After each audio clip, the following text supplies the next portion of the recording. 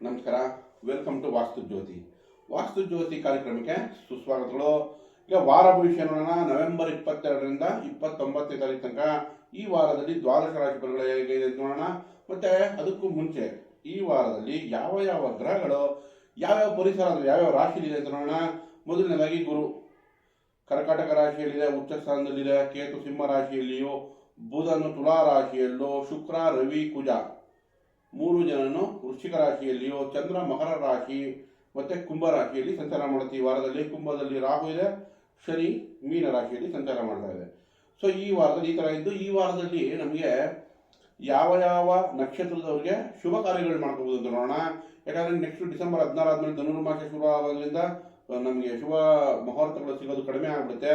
ಒಂದು 27, ಒಂದು 30 ಈ 2 ತಾರೀಕುಗಳು ಈ ವಾರದಲ್ಲಿ ಸಿಗೋದ್ರಿಂದ ಶುಭ ಕಾರ್ಯಗಳನ್ನ ಮಾಡ್ಕೋಬಹುದು. 27 ಗುರುವಾರ ಸಪ್ತಮಿ ಧನಿಷ್ಠ ನಕ್ಷತ್ರ, 30 ಉತ್ತರ ಭಾದ ದಶಮಿ ಭಾನುವಾರ ಬರ್ಬೋದು.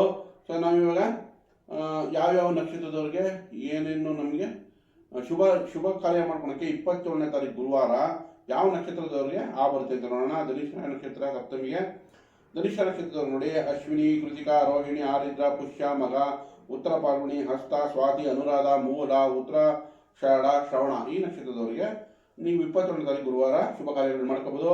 30ನೇ ತಾರೀಕು ಉತ್ತರ ಭಾದ ನಕ್ಷತ್ರ ಬೀಳೋದ್ರಿಂದ ಆ ನಕ್ಷತ್ರಕ್ಕೆ ಯಾವ ನಕ್ಷತ್ರದವರು ಆಗ್ಬರುತ್ತೆ ಅಂದ್ರೆ ಭರಣಿ, ರೋಹಿಣಿ, ಆರಿದ್ರ, ಪುನರ್ವಸು, ಆಶ್ಲೇಷ, ಪೂರ್ವ ಪಾಲ್ಗುಣಿ, ಸ್ವಾತಿ, ವಿಶಾಖ, ಜ್ಯೇಷ್ಠ, ಪೂರ್ವಾಷಾಢ, ಶ್ರವಣ, ಶತಭಿಷ, ಪೂರ್ವ ಭಾದ್ರ ಮತ್ತೆ ರೇವತಿ ಈ ನಕ್ಷತ್ರದವರು ಶುಭ ಕಾರ್ಯಗಳನ್ನ ಮಾಡ್ಕೋಬಹುದು.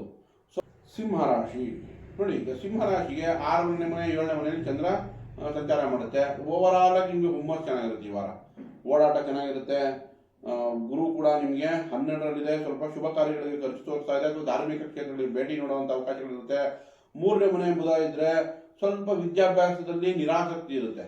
ಅಥವಾ ಮಕ್ಕಳಿಗೆ ವಿಚಾರದಲ್ಲಿ ಸ್ವಲ್ಪ ಭಿನ್ನಾಭಿಪ್ರಾಯ ಅಥವಾ ವಾದ ವಿವಾದಗಳು ಸಣ್ಣ ಪುಟ್ಟ ಬರ್ಬೋದು. ಕಮ್ಯುನಿಕೇಶನ್ ಸ್ವಲ್ಪ ಭಿನ್ನಾಭಿಪ್ರಾಯಗಳು ಅಥವಾ ಕಮ್ಯುನಿಕೇಶನ್ ಗ್ಯಾಪ್ ಆಗುವಂಥ ಕೆಲಸ ಇರುತ್ತೆ. ಬುಧ ಶಾಂತಿ ಕೂಡ ಅಗತ್ಯ. 4ನೇ ಮನೆಯಲ್ಲಿ ಶುಕ್ರ ರವಿ ಕುಜ ಇದು ನಿಮ್ಗೆ ಚೆನ್ನಾಗಿದೆ.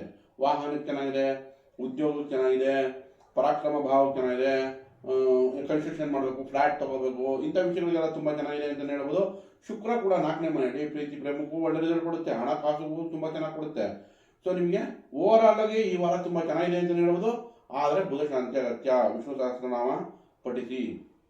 ಯಾಕಂದರೆ 2ನೇ ಮನೆ ಮತ್ತು 11ನೇ ಮನೆ ಅಧಿಪತಿ ಯಾವಾಗ 3ರಲ್ಲಿ ಸಂಚಾರ ಮಾಡುತ್ತೆ, 3ನೇ ಭಾವದಲ್ಲಿ ಬುಧ ಅಷ್ಟು ಪಾಸಿಟಿವ್ ರಿಸಲ್ಟ್ ಕೊಡಲ್ಲ. ಹಾಗಾಗಿ ಬುಧ ಶಾಂತಿ ಅಗತ್ಯ. ನಿಮ್ಮ ಸೋದರ ಮಾವನ್ನ ಈ ವಾರದಲ್ಲಿ ಕರೆದು ಒಂದು ಸಿಹಿ ತಿಂಡಿ ಕೊಡಿ, ಅಥವಾ ಹಸಿರು ಬಟ್ಟೆ ಕೊಡಿ, ಅಥವಾ ನಾರಾಯಣನ ದೇವಸ್ಥಾನಕ್ಕೆ ಹೋಗಿ ಅಲ್ಲಿ ನೀವು ನಿಮ್ಮ ಹೆಸರು ಅರ್ಚನೆ ಮಾಡೋದ್ರಿಂದ ಕೂಡ ಬುಧ ಶಾಂತಿ ಆಗುತ್ತೆ. ಓವರ್ ಆಲ್ ಆಗಿ ಸಿಂಹರಾಶಿಯವರಿಗೆ ಚೆನ್ನಾಗಿದೆ ಅಂತಲೇ ಹೇಳ್ಬೋದು. ಸಣ್ಣ ಪುಟ್ಟ ಪರಿಹಾರ ಮಾಡ್ಕೊಳ್ಳಿ. ಕನ್ಯಾ ರಾಶಿಯವರಿಗೆ ಗುರು 11ರ ಸಂಚಾರ, ನಂತರ 2ನೇ ಮನೆಯಲ್ಲಿ ಬುಧ ಸಂಚಾರ. ಈ ವಾರದಲ್ಲಿ 2ನೇ ಮನೆಯಲ್ಲಿ ಬುಧ ರಾಷ್ಟ್ರಾಧಿಪತಿ, ಕರ್ಮಾಧಿಪತಿ. ಸೊ ನಿಮ್ಮ ಕೆಲಸ ಕಾರ್ಯಗಳಿಂದ ಲಾಭನೂ ಚೆನ್ನಾಗಿದೆ, ಸಣ್ಣ ಪುಟ್ಟ ಪ್ರವಾಸ ಮಾಡೋಕ್ಕೂ ಚೆನ್ನಾಗಿದೆ. 3ನೇ ಮನೆಯಲ್ಲಿ ರವಿ ಕುಜ ಶುಕ್ರ ಸಂಚಾರ ಮಾಡ್ತಾ ಇರೋದ್ರಿಂದ ನಿಮ್ಗೆ ನೋಡಿ ಹೊಸ ಕೆಲಸ ಹುಡುಕ್ತಾ ಇದ್ದೀರಾ, ಸಿಗುವಂಥ ಕೆಲಸ ಚೆನ್ನಾಗಿದೆ. ಹೊಸ ಪ್ರಾಜೆಕ್ಟ್ಗಳು ಹುಡುಕ್ತಾ ಇದ್ದೀರಾ, ಪ್ರಾಜೆಕ್ಟ್ ಸಿಗುವಂಥ ಅವಕಾಶ ಚೆನ್ನಾಗಿದೆ. ಸೋಷಿಯಲ್ ನೆಟ್ವರ್ಕಿಂಗ್ ಬೆಳೆಸಬೇಕು ಅನ್ನೋ ಆಸೆ ಇದೆಯಾ, ಅದಕ್ಕೂ ತುಂಬ ಚೆನ್ನಾಗಿದೆ. ಓವರ್ ಆಲ್ ಚೆನ್ನಾಗಿದೆ. ಬಟ್ ಆರೋಗ್ಯದಲ್ಲಿ ಎಚ್ಚರಿಕೆ ವಹಿಸಬೇಕಾಗುತ್ತೆ. ನಮಗೆ ಈಗ 3ನೇ ಮನೆಯಲ್ಲಿ ಅಣ್ಣ ತಮ್ಮಂದ್ರ ಸಹಾಯ ಕೂಡ ಈ ವಾರದಲ್ಲಿ ಸಿಗುತ್ತೆ. ಚಂದ್ರ ಪಂಚಮ ಮತ್ತು 6ನೇ ಮನೆ ಸಂಚಾರ. ಕನ್ಯಾ ರಾಶಿಯವರಿಗೆ ಈ ವಾರದಲ್ಲಿ 5 ಮತ್ತು 6ರಲ್ಲಿ ಚಂದ್ರ ಸಂಚಾರ ಮಾಡ್ತಾ ಇರೋದ್ರಿಂದ ಮೊದಲು 2-3 ದಿವಸ ಒತ್ತಡ ಇರುತ್ತೆ. ವಾರಾಂತ್ಯದಲ್ಲಿ ಶುಭ ಫಲ ಚಂದ್ರನಿಂದ. ರಾಹು ಕೂಡ ಅತ್ಯುತ್ತಮ ರಿಸಲ್ಟ್ ಕೊಡುತ್ತೆ. ಸಪ್ತಮದಲ್ಲಿ ಶನಿ ಕೂಡ ಚೆನ್ನಾಗಿ ರಿಸಲ್ಟ್ ಕೊಡ್ತಾ ಇದೆ. ಓವರ್ ಆಲ್ ತಗೊಂಡ್ರೆ ಕನ್ಯಾ ರಾಶಿಗೆ ಚೆನ್ನಾಗಿದೆ ಅಂತ ಹೇಳ್ಬೋದು. ಆರೋಗ್ಯದಲ್ಲಿ ಒಂದು ಸ್ವಲ್ಪ ಎಚ್ಚರಿಕೆ ವಹಿಸಿ. ಅದರಲ್ಲೂ ಸ್ಕಿನ್ ಅಲರ್ಜೀಸ್ ಆಗ್ಬೋದು, ಅಥವಾ ಹೊಟ್ಟೆ ಭಾಗದಲ್ಲಿ ಅಜೀರ್ಣ ಬರ್ಬೋದು. ಸೊ ಹಾಗಾಗಿ ಈ ವಿಷಯ ಬಿಟ್ಟರೆ ಇನ್ನೆಲ್ಲ ವಿಷಯದಲ್ಲೂ ತುಂಬ ಚೆನ್ನಾಗಿದೆ ಅಂತ ಹೇಳ್ಬೋದು. ಒಳ್ಳೆಯದಾಗಿ. ತುಲಾರಾಶಿ ನೋಡಿ 4 ಮತ್ತು 5ರಲ್ಲಿ ಚಂದ್ರ ಸಂಚಾರ. ಸೊ 4-5ರಲ್ಲಿ ಸಂಚಾರ ಮಾಡ್ತಾ ಇದ್ದಾಗ ಚಂದ್ರನಿಂದ ಅಂತ ಒಳ್ಳೆ ಫಲ ಸಿಗಲ್ಲ. ಬಟ್ ಆದ್ರೂ ಗುರು ದೃಷ್ಟಿ ಬಿದ್ದಿದೆ. ಸೊ ಗುರು ಅದನ್ನ ಸೇವೆ ಮಾಡುತ್ತೆ. ಬಟ್ ಭಾವದಲ್ಲಿ ಸ್ವಲ್ಪ ಏನಾದರೂ ವಿಷಯದಲ್ಲಿ ಒತ್ತಡ, ತಾಯಿ ವಿಷಯದಲ್ಲಿ, ಮನೆ ವಿಷಯದಲ್ಲಿ, ಈ ವಿಷಯದಲ್ಲಿ ಒತ್ತಡ. ಜೊತೆಗೆ ನಿಮ್ಮ ರಾಶಿಯಲ್ಲಿಯೇ 12ನೇ ಮನೆ ಅಧಿಪತಿನೂ ಇದೆ. ಸೊ ಖರ್ಚು ಕೂಡ ಅಲ್ಲಿ ಕಾಣಿಸ್ತಾ ಇದೆ. ಭಾಗ್ಯಾಧಿಪತಿ ಮತ್ತು 12ನೇ ಮನೆ ಅಧಿಪತಿ ನಿಮ್ಮ ರಾಶಿಗೆ ಇದ್ದರೆ ಸ್ವಲ್ಪ ದೂರ ಪ್ರಯಾಣಗಳು ಹೋಗುವಂಥ ಚಾನ್ಸಸ್ಸು ಕಾಣಿಸ್ತಾ ಇದೆ. 2ರಲ್ಲಿ ಶುಕ್ರ ಹಣಕಾಸು, ನಿಮ್ಮ ರಾಶಿಯಾಧಿಪತಿ ಮತ್ತು ಅಷ್ಟಮಾಧಿಪತಿ 2ರಲ್ಲಿದ್ದರೆ ಆಕಸ್ಮಿಕವಾಗಿ ಖರ್ಚು ಬರ್ಬೋದು ಕುಟುಂಬದ ವಿಚಾರದಲ್ಲಿ. ರವಿ ಕುಜ ಬೇರೆ ಇದೆ. ನಿಮ್ಮ ತಂದೆ ರಿಲೇಟಿವ್ ಆಗ್ಬೋದು ಅಥವಾ ಚಿಕ್ಕಪ್ಪ ದೊಡ್ಡಪ್ಪಂದ್ರ ಆಗ್ಬೋದು ಅಥವಾ ದಾಯಾದಿಗಳು ಇವ್ರ ವಿಚಾರದಲ್ಲಿ ಖರ್ಚು ಬರುವಂಥ ಚಾನ್ಸಸ್ ಹೆಚ್ಚಾಗಿದೆ. ಹಾಗೆ ಇನ್ಕಮ್ಗೂ ನಿಮಗೆ 3 ಗ್ರಹಗಳು ಧನಭಾವ ಕುಟುಂಬಭಾವದಲ್ಲಿರೋದ್ರಿಂದ ಇನ್ಕಮ್ ಕೂಡ ಹಾಗೆ ಜನರಾಗುತ್ತೆ. ಸಪ್ತಮಾಧಿಪತಿ ಕುಜ, ಸೊ ಭೂಮಿಯಿಂದ ಲಾಭ, 2ನೇ ಮನೆಯಲ್ಲೇ ಇದೆ, ಸೊ ಭೂಮಿಯಿಂದ ಲಾಭ. ಹೆಣ್ಣು ಮಕ್ಕಳು, ತುಲಾರಾಶಿ ಹೆಣ್ಮಕ್ಳಿಗೆ ಮದುವೆ ಸೆಟ್ ಆಗೋ ಈ ವಾರ ಚಾನ್ಸಸ್ ಚೆನ್ನಾಗಿದೆ. ಯಾಕಂದ್ರೆ ಕುಜ ಯಾವಾಗ 2ನೇ ಮನೆಯಲ್ಲೇ ಇದ್ದು ಸ್ವಸ್ಥಾನದಲ್ಲಿದ್ದು ಸಪ್ತಮಾಧಿಪತಿನೂ ಆಗ್ತಾನೆ. ಹಾಗಾಗಿ ನಿಮಗೆ ಕುಟುಂಬ ಅಭಿವೃದ್ಧಿ ಆಗೋ ಚಾನ್ಸಸ್ ಚೆನ್ನಾಗಿರುತ್ತೆ.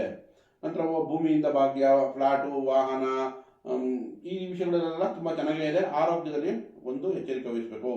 ನಿಮಗೆ ನೋಡಿ ಕೇತು ಕೂಡ ಸಿಂಹರಾಶಿಯಿಂದ ಹೊಟ್ಟೆ ಭಾಗದಲ್ಲಿ ಸ್ವಲ್ಪ ಎಚ್ಚರಿಕೆ ವಹಿಸಬೇಕು ತುಲಾರಾಶಿಯವರು.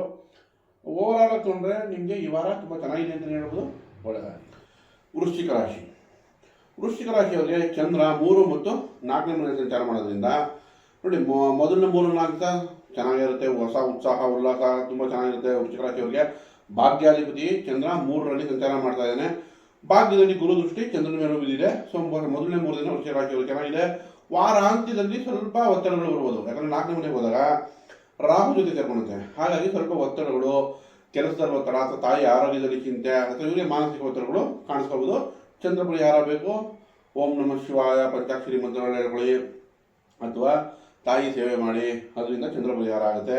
ನಂತರ ನೀವು ನೋಡಿ ವೃಶ್ಚಿಕ ರಾಶಿಯವರಿಗೆ ನಿಮ್ಮ ರಾಶಿಯಲ್ಲಿಯೇ ಶುಕ್ರ, ರವಿ, ಕುಜ 3 ಗ್ರಹಗಳ ಯುತಿಯಾಗಿದೆ. ನಿಮಗೆ ರಾಶಿಯಾಧಿಪ ರಾಶಿಯಲ್ಲಿಯೇ ಇದೆ, 6ನೇ ಮನೆ ಅಧಿಪತಿ ನಿಮ್ಮ ರಾಶಿಯಲ್ಲಿರೋದ್ರಿಂದ ಕೆಲಸ ಕಾರ್ಯಗಳು ಚೆನ್ನಾಗಿದೆ. ಭೂಮಿಯಿಂದ ಲಾಭ, ಅಂತಮಂದಿರಿಂದ ಲಾಭ. ಆದರೆ ಆರೋಗ್ಯದಲ್ಲಿ ಎಚ್ಚರಿಕೆ. ಯಾಕಂದರೆ ರವಿನೂ ಬಂದು ಸೇರ್ಬೋದು, ಕರ್ಮಾಧಿಪತಿನೂ ಬಂದು ನಿಮ್ಮ ಜೊತೆನೇ ಸೇರ್ಕೊಂಡಿದೆ. 2 ಯಾವಾಗ ಫೈರಿ ಎಲಿಮೆಂಟು ಜಲತತ್ವದಲ್ಲಿ ಸೇರ್ಕೊಳುತ್ತಾ ಆರೋಗ್ಯದಲ್ಲಿ ಸ್ವಲ್ಪ ಎಚ್ಚರಿಕೆ ವಹಿಸಬೇಕು. ಇನ್ಫೆಕ್ಷನ್ನು, ಕೋಲ್ಡು, ಈ ಅಥವಾ ಹೈ ಫೀವರ್ ಬರುವಂಥ ಚಾನ್ಸಸ್ಸು, ಇದಕ್ಕೋಸ್ಕರ ಸ್ವಲ್ಪ ಆರೋಗ್ಯದಲ್ಲಿ ಎಚ್ಚರಿಕೆ ವಹಿಸಬೇಕು.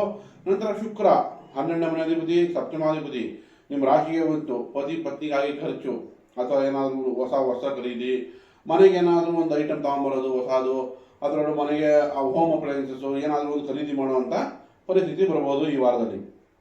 ನಂತರ ನಮಗೆ 4ನೇ ಮನೆ ರಾಹು, ಪಂಚಮದಲ್ಲಿ ಶನಿ. 4ರಲ್ಲಿ ರಾಹು ತಾಯಿ ಆರೋಗ್ಯದಲ್ಲಿ ಚಿಂತೆ, ಕೆಲಸ ಕಾರ್ಯಗಳಲ್ಲಿ ಚೆನ್ನಾಗಿದೆ. ಒಟ್ಟಾರೆ ಓವರಾಲ್ ತುಂಬ ಚೆನ್ನಾಗಿದೆ. ಪಂಚಮದಲ್ಲಿ ಶನಿ ಇದ್ದಾಗ ಸ್ವಲ್ಪ ಮಕ್ಕಳ ವಿಚಾರದಲ್ಲಿ ಭಿನ್ನಾಭಿಪ್ರಾಯ, ವಾದ ವಿವಾದಗಳು ಬರುವುದು, ಅದಕ್ಕೆ ಎಚ್ಚರಿಕೆ ವಹಿಸಬೇಕು. ನಂತರ ವೃಶ್ಚಿಕ ರಾಶಿಯವರಿಗೆ ನೋಡಿ ಭಾಗ್ಯದಲ್ಲಿ ಗುರು ಇರೋದ್ರಿಂದ ಈ ವಾರ ಚೆನ್ನಾಗೇ ಇದೆ. ಓವರಾಲ್ ತಗೊಂಡ್ರೆ ಈ ವಾರ ಆರೋಗ್ಯದ ವಿಷಯದಲ್ಲಿ ಯೋಚನೆ ಮಾಡಬೇಕು. ಇನ್ನೆಲ್ಲ ವಿಷಯದಲ್ಲೂ ವೃಶ್ಚಿಕ ರಾಶಿಗೆ ಶುಭ ಫಲ. ಕೆಲಸ ಕಾರ್ಯಗಳಲ್ಲಿ ಏನಾದರೂ ಒಂದು ಹೊಸ ಟ್ರಾನ್ಸ್ಫಾರ್ಮೇಷನ್ ಅಂದರೆ ಬದಲಾವಣೆ ಆಗೋದಕ್ಕೆ ಹೊಸ ಪ್ರಾಜೆಕ್ಟ್ಗಳು ಸಿಗ್ಬೋದು. ಯಾಕಂದರೆ ಸೂರ್ಯ ನಿಮಗೆ ಕರ್ಮಾಧಿಪತಿಯಾಗಿ ನಿಮ್ಮ ರಾಶಿಗೆ ಕುಜ ಜೊತೆ ಸೇರಿದಾಗ ಕೆಲಸದಲ್ಲೇ ಅಭಿವೃದ್ಧಿ ಚೆನ್ನಾಗಿದೆ. ಸೊ ಒಳ್ಳೆಯದಾಗಲಿ. ಈ ವಿಡಿಯೋ ಇಷ್ಟ ಆಗಿದ್ದಲ್ಲಿ ಲೈಕ್ ಮಾಡಿ, ಶೇರ್ ಮಾಡಿ, ಸಬ್ಸ್ಕ್ರೈಬ್ ಮಾಡಿ. ಧನ್ಯವಾದಗಳು.